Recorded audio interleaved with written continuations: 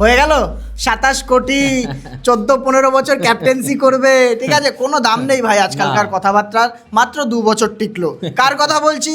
এখনকার সব থেকে বড় নিউজ যেটা, সেটা হচ্ছে গিয়ে ঋষভ পান্থ আর কুলদীপ যাদবের মধ্যে দিল্লি আর এলএসজির মধ্যে কিন্তু সোয়াপ হয়ে গেছে, ট্রেড হয়ে গেছে। 27 কোটি টাকা কিন্তু ঋষভ পান্থের আর দাম নেই, এখন দাম যা ঋষভ পান্থের সেটা হচ্ছে 15 কোটি টাকা। মানে ডিমোশন হলো, একটা প্রাইজে ডিক্রিজ দেখা গেল ঋষভ পান্থের। আর ওদিকে কাকু একা হয়ে গেল, আর ওদিকে কুলদীপ যাদবের কিন্তু ইনক্রিজ দেখা গেল 13.5 কোটি টাকা দিয়ে কিন্তু এলএসজি কুলদীপ যাদবকে ট্রেড করলো দলে। তো এটা নিয়ে কথা বলবো যে কার কত টাকা, আমি অত ডিটেলসে যাব না, দিল্লি আর এলএসজি এই দুটো নিয়ে কথা বলবো, আর কত কোটি টাকা রিলিজ কাকে কাকে করলে ফ্রি হতে পারে এটা নিয়ে জাস্ট একটা আমরা একটা ইনডেপথ আলোচনা করবো হালকা পাতলা করে। আর হচ্ছে ইন্ডিয়ান টি20 টিম যেটা আয়ারল্যান্ড আর ইংল্যান্ডের সিরিজের জন্য অ্যানাউন্স করা হয়েছিল, তার মধ্যে আমরা অলরেডি জানি একটা ইনজুরি ছিল, আরও একটা কিন্তু ইনজুরি দেখা গেছে এবং সে রুলড আউট হয়ে গেছে, তার বদলে আরও একজন এসছে, সেটা নিয়েও আলোচনা করবো বর্তমানে। আর হচ্ছে আরেকটা আছে একজন আমাদের ইন্ডিয়ান হিরো, ন্যাশনাল হিরো, যে হচ্ছে পদ্মশ্রী পেলো আজকে, প্রথমে তাকে নিয়েই বলে দিই, সেটা হচ্ছে রোহিত শর্মা।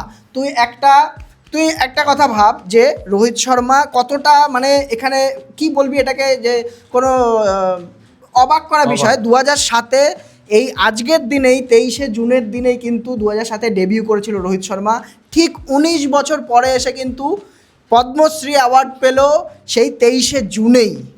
কত একটা আজব করা ব্যাপার বলতো সেটা, 19 বছর, মানে 20,000 উপরে রান, ঠিক আছে, ইন্টারন্যাশনাল রান, তারপরে 50টা সেঞ্চুরি, তারপরে কি গুনবি কি না গুনবি, হ্যাঁ, 112টা হাফ সেঞ্চুরি, 4খানা ডবল 100, যা ধরবি তাই আছে রোহিত শর্মার কাছে। আমাদের কাছে ন্যাশনাল হিরোই বলা যায়, কারণ হচ্ছে রোহিত শর্মার মতো যা কন্ট্রিবিউশন, বিশেষ করে ওডিআইতে যা দিয়ে গেছে, টি20 ওয়ার্ল্ড কাপ রয়েছে ক্যাপ্টেন্সি, সেই কত বছর পরে 2007-এর পরে 2024-এ দিয়ে গেছে রোহিত শর্মা, আমাদের কাছে কিন্তু এই অবদান ভুলবো না। তবে অনেকটা লেটও হয়ে গেছে রোহিত শর্মার কথা বলতে গেলে, ঠিকঠাকই আছে। বিরাট কোহলি 2017-তে পেয়েছিল, অন্তত বিরাট 2017, ঠিক আছে, 16 সিজনটা গেল তারপরেই পেয়েছে, ঠিক আছে, রোহিত শর্মা অন্তত 2023-এর পরে কিন্তু পাওয়া উচিত ছিল, 23-এর পর না। আবার আরেকটা বিষয় হতে পারে যে ওয়ার্ল্ড কাপ জিতেছে দেখে আর লাস্টের দিক দিয়ে এখন তো রিটায়ারমেন্টের সময়, হ্যাঁ, বা 24-এর পরেও দিতে হতো, যাই হোক, এটা আমাদের জানি, আমাদের ন্যাশনাল অ্যাওয়ার্ডের কোনো ইয়ে হয় না, টাইমিংস হয় না, নাহলে শাহরুখ খান এত বছর পরে এসে পায়, ঠিক আছে, এত সুন্দর সুন্দর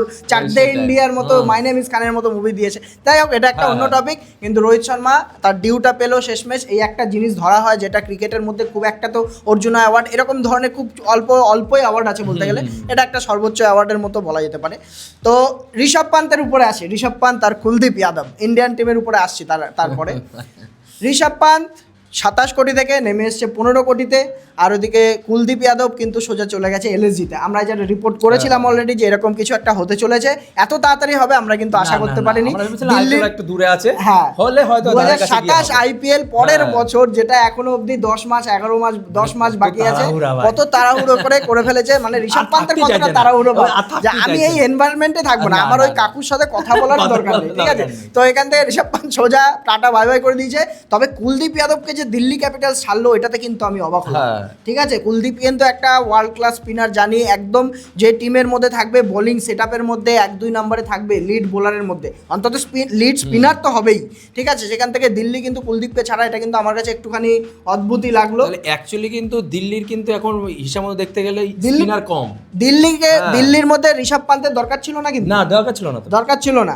আর হচ্ছে কুলদীপ যাদবকে ছাড়ারও আমি কোনো কারণ দেখছি না, জানি না। তবে এখন দিল্লির তুই টিমটা দেখ, প্রথম কথা তো ঋষভ পান্তকে ছেড়ে দিয়ে 27 কোটিতে কিনেছিল, 15 কোটিতে বেচলো, 13 কোটি দিতে হলো কুলদীপকে, তাহলে কত ফাঁকা হলো? 13.5 কোটি টাকা ফাঁকা হয়ে গেল দিল্লির কাছে। এইবার কি দরকার এখন দিল্লির, বর্তমানে কি দরকার? সেটা হচ্ছে একটা স্পিনার দরকার, যে হচ্ছে চাঙ্গা করে, একটা ভালো স্পিনার তো দরকারই দরকার কুলদীপ যাদবের জায়গায়, কারণ অক্ষর প্যাটেল ছাড়া সেরকম কিন্তু কোনো স্পিনার নেই। বিপ্রাস নিগম এদের দিয়ে চালাতে পারবে না, এদের দিয়ে চালানো মুশকিল, ঠিক আছে, আইপিএল চালানো। হ্যাঁ, তো এখানে স্পিনার দরকার একটা, আর দিল্লির আমি দেখি না যে সেরকম কোনো প্লেয়ার দরকার আছে না। তবে ঋষভ পান্তকে নিয়ে আমি এখানে বলবো যে হয়তো ওদের নিজস্ব কোনো প্ল্যান আছে, যদি আমরা বাইরে থেকে দেখি এখানে বর্তমানে কাকে ছাড়তে পারে। ঋষভ পান্ত যেমন খেলবে কত নাম্বারে, 3 নাম্বার 4 নাম্বারে খেলবে, ঠিক আছে। দিল্লিতে যেমন 3 নাম্বারের স্লটটার জন্য অনেক এবার গ্রাইন্ড হয়েছে, যেমন একবার খেলেছে, আরে সমীর রিজভি খেললো, ঠিক আছে, তারপরে হচ্ছে নীতিশ রানা খেলেছে এখানে।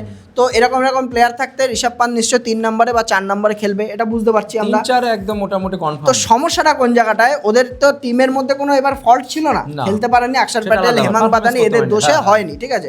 কিন্তু এখান থেকে যদি বলিস তুই, তাহলে কি 4 নাম্বারের প্লেয়ার কি ওরা ছেড়ে দিতে চলেছে ট্রিস্টান স্টাপসকে?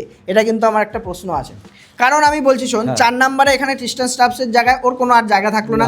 10 কোটি টাকা ফ্রি হবে, ঠিক আছে, যদি স্টাপসকে ছাড়ে। যদি বলে মিলার তো ট্রিস্টান স্টাপসের থেকে আরো কম ইয়েতে থাকে, কম ইয়েতে মাত্র আছে। 2 কোটির প্লেয়ার, ঠিক আছে। কিন্তু মিলারের একটা জায়গা আছে, ডেডিকেটেড স্পট আছে, যে ওখানে নেমে ওখানে পারফরমেন্স করতে পারে। 6-7 আরামসে 5-এ তুই ধর না, 5-এই ধর, 6-7-এর জন্য তো অক্ষর প্যাটেল এরা তো রয়েছে, বলছি 6ও নামতে পারে। হ্যাঁ 6-ও নামতে পারে। আশুতোষ শর্মা রয়েছে ওদের কাছে, শর্মা ঠিক আছে, এরকম প্লেয়ার। মিলারে 5 নাম্বার আমি মনে করি 2 কোটি টাকায় পারফেক্ট আছে। তো দিল্লি এবার কাকে কাকে ছাড়তে পারে, কত টাকা ফ্রি হতে পারে? দেখ আমার যেটা মনে হয়, যদি দিল্লির কথা বলিস, সবার প্রথমে তো আকিব নাবিদার 8.4 কোটি টাকা দিয়ে ওকে রিটেন করে কোনো লাভ নেই।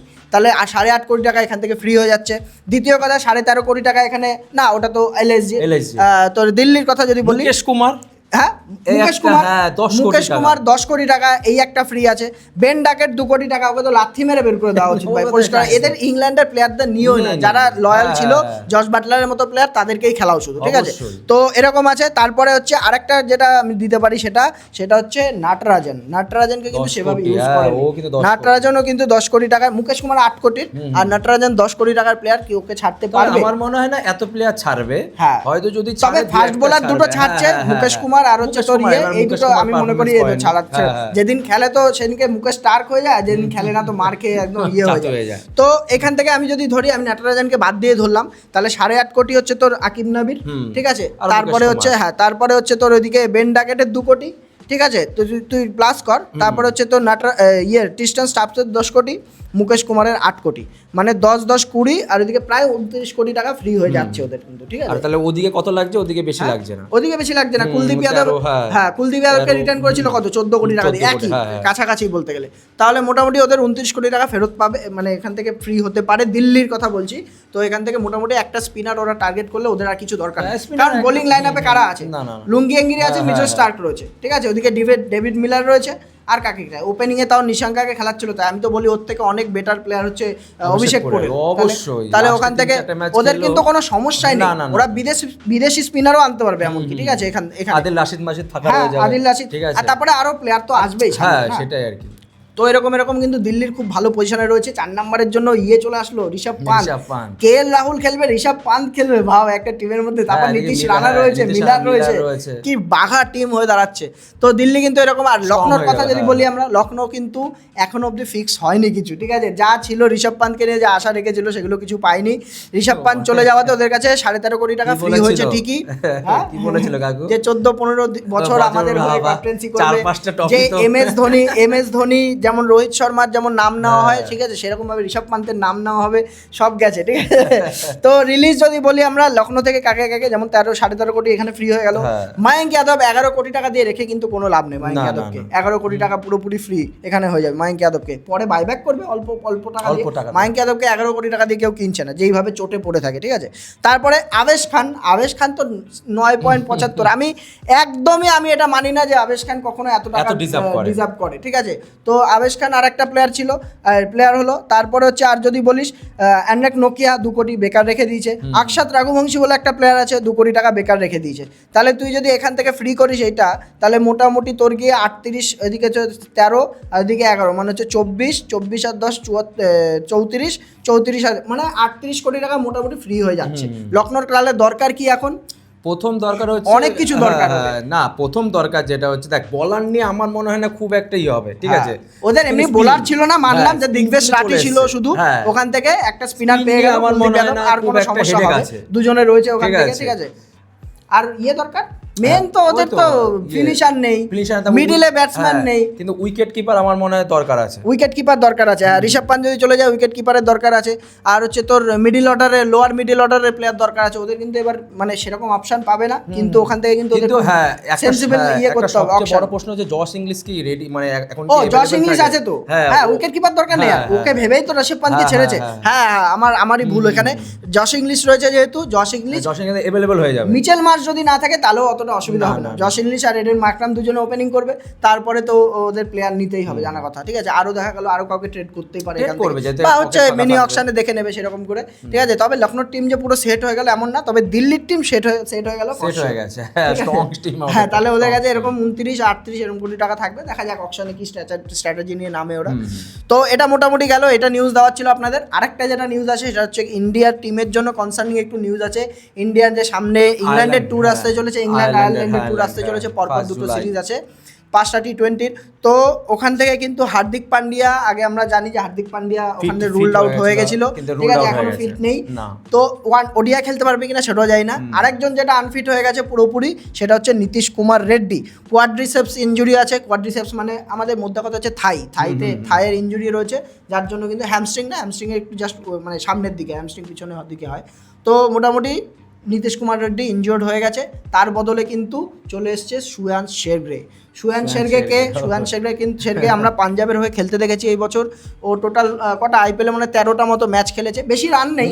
স্ট্রাইক রেটের জন্য মোদ্দা কথা ওকে অলরাউন্ডার হিসাবে ধরা হয়। স্ট্রাইক রেট কিন্তু ওর ইয়েতে মনে হয় টি20তে মানে লিস্টের টি20তে 180, 70, 78 এরকম সামথিং রয়েছে, ঠিক আছে। তো ওইটা দেখে নিয়েছে ইন্ডিয়ান টিমের মধ্যে। তবে আমার একটা প্রশ্ন আছে এখান থেকে, যদি নীতিশ কুমার রেড্ডি থাকলে তো খেলতোই টিমের মধ্যে, কনফার্ম খেলতো একদম। ইংল্যান্ডে যেহেতু ফাস্ট বোলার একটা দরকার, এখানে সুয়ান শেরগে চান্স পাবে কি, এটা হচ্ছে ব্যাপার। এখন এই চান্স পাওয়াটা না কি বলতো, এখন মানে হঠাৎ করে চমক দেওয়ার মতো, বুঝলে। আমরা কি ভেবেছিলাম গুরনুর বার, ঠিক আছে, হয়তো স্কোয়াডে থাকবে কিন্তু চান্স পাবে না। আমার তো মনে হচ্ছে, দিচ্ছে আয়ারল্যান্ড সিরিজ তো, ঠিক আছে।